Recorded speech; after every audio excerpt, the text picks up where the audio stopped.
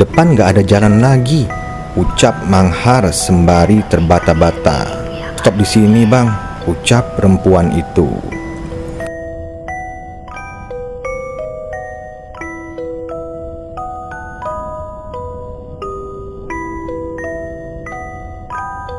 Assalamualaikum warahmatullahi wabarakatuh. Selamat malam Misterier. Jumpa lagi bersama saya Randy di konten podcast misteri.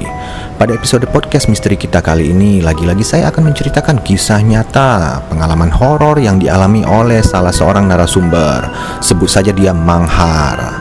Pada tahun 2012 lalu di kota Yogyakarta. Oke, bagaimana kelanjutan kisahnya? Kita masuk aja ke ceritanya. Manghar ini berprofesi sebagai tukang becak, yang dimana Manghar ini mangkal di sekitar kawasan Malioboro. Pada hari Sabtu malam, tepatnya malam Minggu, ia berencana untuk pulang. Akan tetapi dilihat banyak sekali para pelancong atau turis yang melintas kala itu. Manghar pun mengurungkan niatnya untuk pulang. Siapa tahu ada yang mau naik ke becakku, pikir Manghar. Di pangkalan becak itu, teman-teman Manghar pun hilang satu persatu karena mereka mendapatkan penumpang, sampai akhirnya tinggallah Manghar sendiri. Mana nih, gak ada penumpang. Padahal jalanan bisa dibilang masih ramai. Sudah tunggu sebentar lagi aja, ucap Manghar. Sembari menunggu, ia pun duduk di dalam becaknya. Dan tak disangka, Manghar pun tertidur saat itu. Tak beberapa lama, ada yang memanggilnya. Mang? Becak, Mang? Mang? Manghar pun kaget dan langsung keluar dari dalam becaknya. Ia mendapati seorang perempuan yang mengenakan baju seragam seperti pegawai swalayan.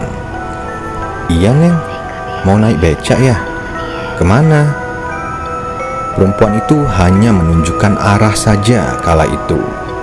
Perempuan tersebut langsung naik ke becaknya Manghar tanpa menanyakan biaya ongkos untuk mengantarnya dan tidak juga memberitahukan alamat tujuannya.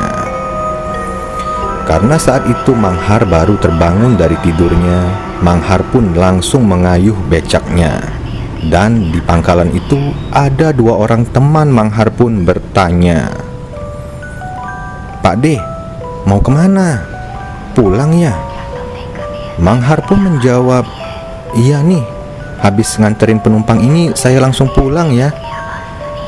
Kedua orang teman Manghar itu pun sempat bingung dan heran karena mereka tidak mendapati siapa-siapa di dalam becaknya. Perempuan itu pun kembali menunjukkan arah ke Manghar. "Mang, belok kiri." "Kiri sini, Neng." Perempuan itu pun hanya diam dan tak membalas pertanyaan Manghar. Kala itu Manghar pun sempat sedikit kebingungan dan bertanya-tanya dalam hati. "Setauku jalan ini gak ada pemukiman penduduk, dan mentok-mentok ujungnya jalan buntu. Hanya ada kebun-kebun kosong." Tapi Manghar pun terus mengayuh becaknya.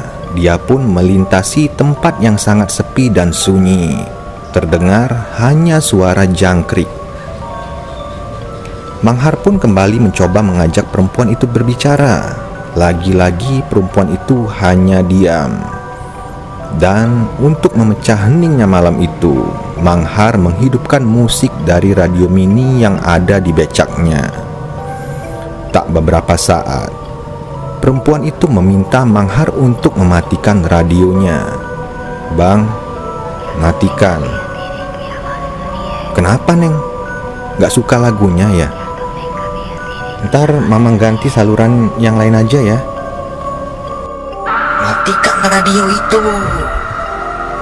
teriak suara perempuan itu dengan suara yang sangat nyaring.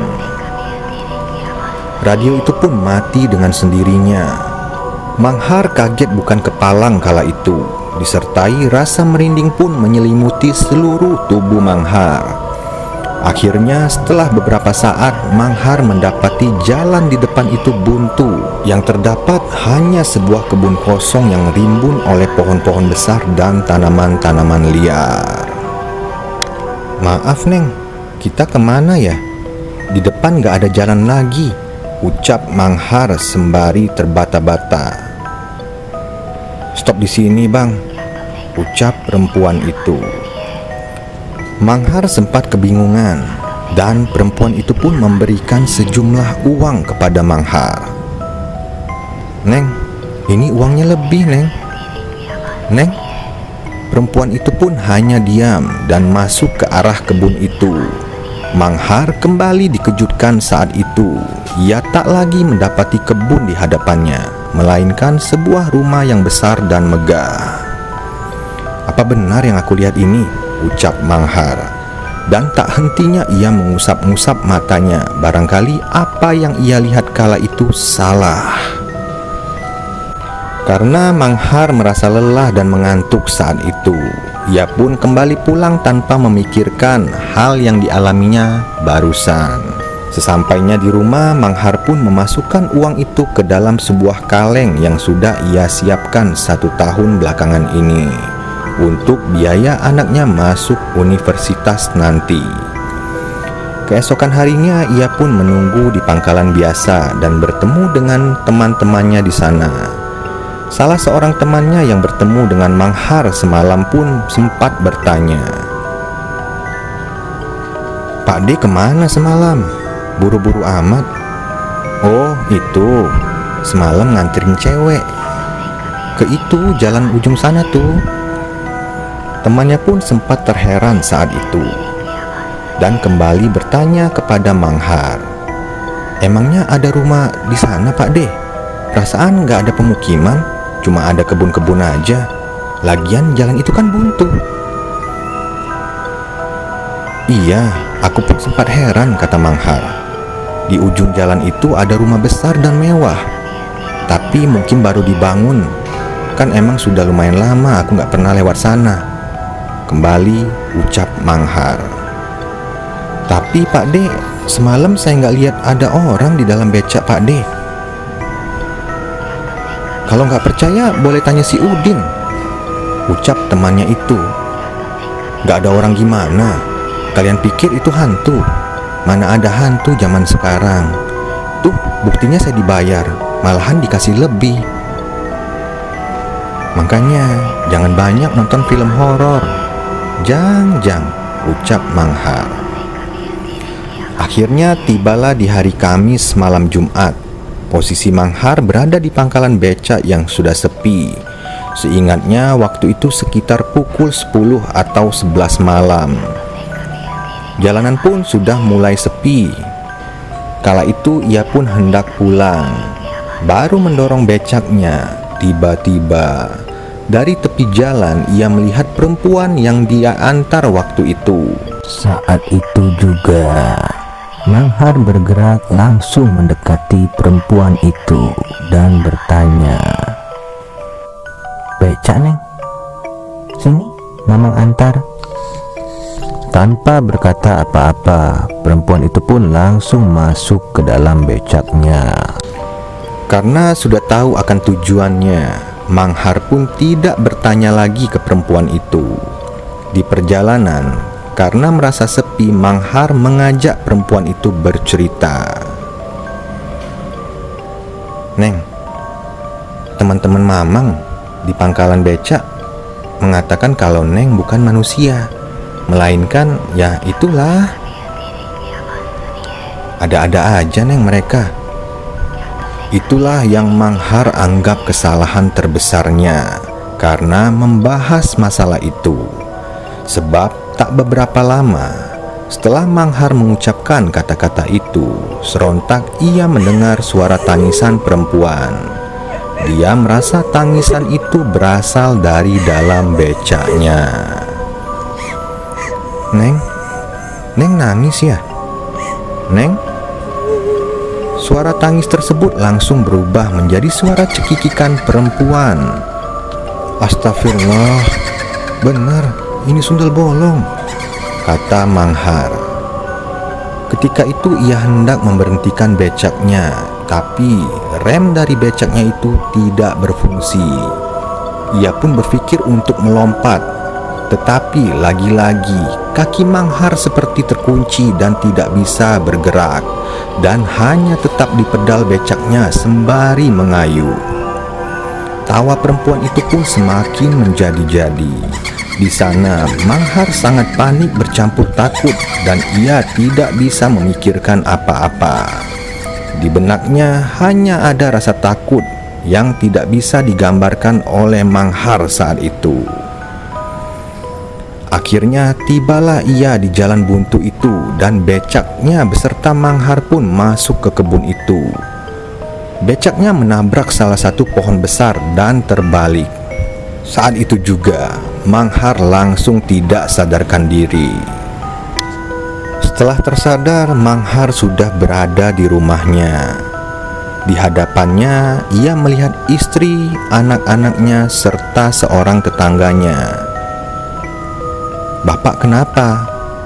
Kenapa bisa pingsan? Dan kaki bapak bisa cedera begini?" ucap istri Manghar.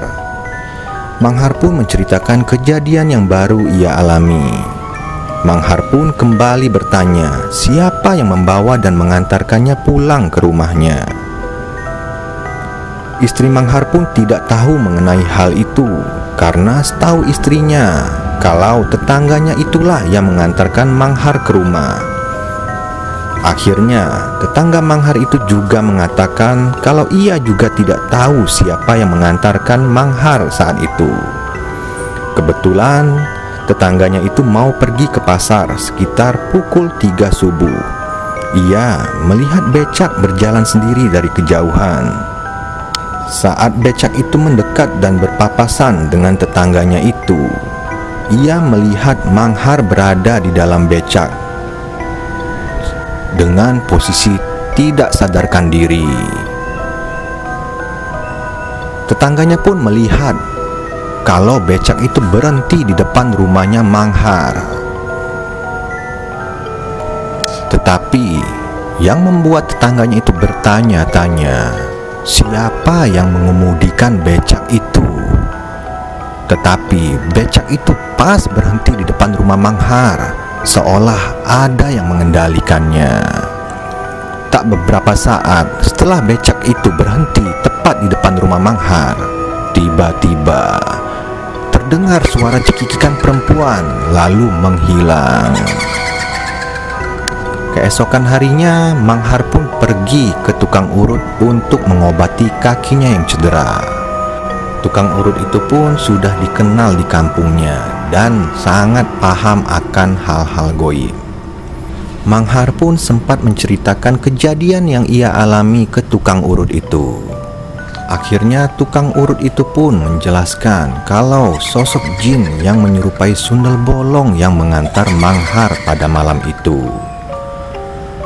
Sosok jin ini sebenarnya tidak jahat, tetapi ia hanya menggoda manusia. Setelah kejadian itu, Manghar tidak pernah pulang larut malam lagi, dan ia selalu pulang saat sore hari. Oke Misterier, bagaimana tadi cerita pengalaman horor yang dialami oleh Manghar? Semoga video ini dapat bermanfaat bagi kita semua. Hal yang baik kita ambil dan hal yang buruk kita buang jauh-jauh. Sekali lagi saya ingatkan untuk selalu support channel Merah Putih Creator dengan cara like di video ini, komen, share ke teman-teman kalian, serta subscribe channel Merah Putih Creator. Dan jangan lupa aktifkan tombol lonceng notifikasi supaya kalian dapat update video terbaru dari kita. Sekian, Assalamualaikum warahmatullahi wabarakatuh.